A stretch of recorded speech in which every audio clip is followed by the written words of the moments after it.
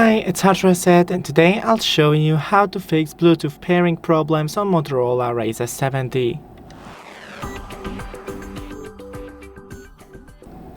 So first go into the settings. Now just scroll from the top, disable the Bluetooth and enable it back on. While we're in here, we need to find the system, and from the system, reset option, then reset Bluetooth and Wi-Fi and reset.